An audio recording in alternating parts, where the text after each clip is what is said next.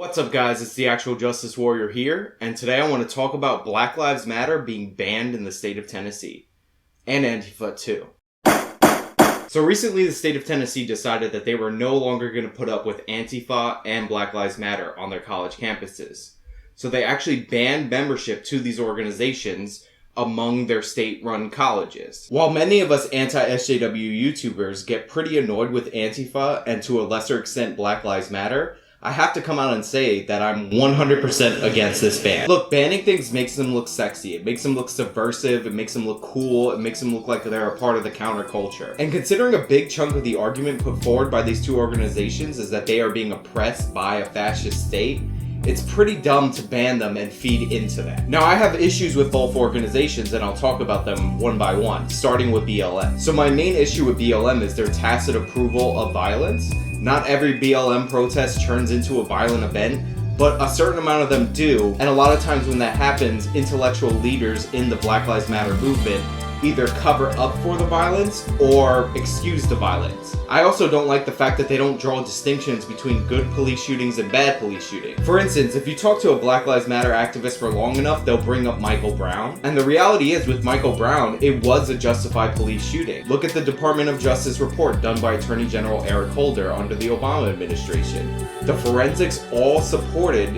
Darren Wilson's account, along with the majority of the witnesses that weren't Mike Brown's friends. Conversely, they don't talk about bad cases often enough, like the Eric Garner case. The NYPD handbook is very clear about what they define a chokehold as.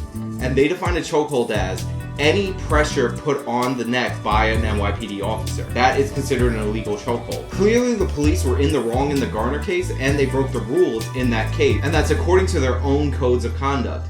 But you barely hear about the Garner case in comparison to the Mike Brown case. Because Michael was a big guy, but he was a kind, gentle soul.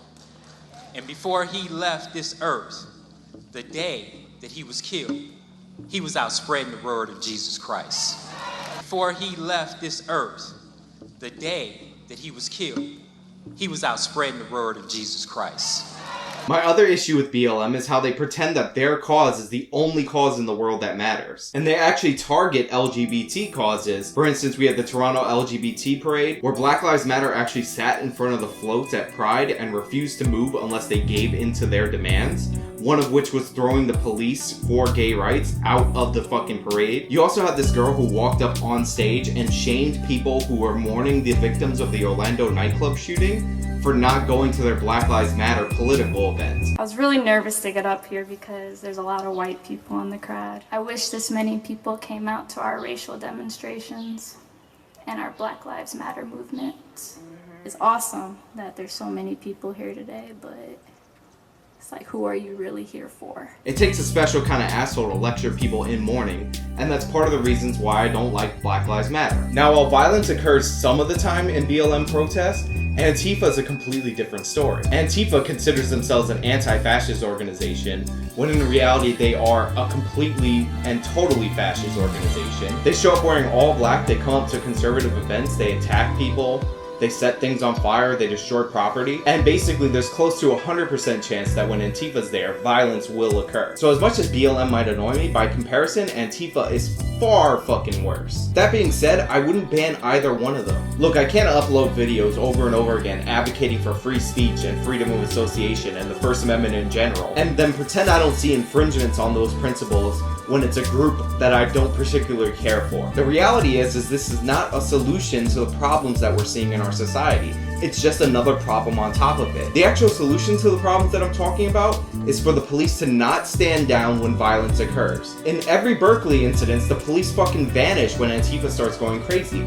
That can't happen. But up until we get to that point where violence breaks out or destruction of property breaks out, you can't ban organizations because you don't like their ideas. You can't ban organizations because you think in the future they might do something violent. That's not how our country works. We don't ban neo-Nazis in the United States. And contrary to what these two organizations might say, we don't have a big problem with white supremacy in this country. See, because nobody stops you from joining these organizations, they lose that sexy appeal. They lose that counterculture appeal. And I want the same thing to happen to Antifa. So don't ban organizations you disagree with.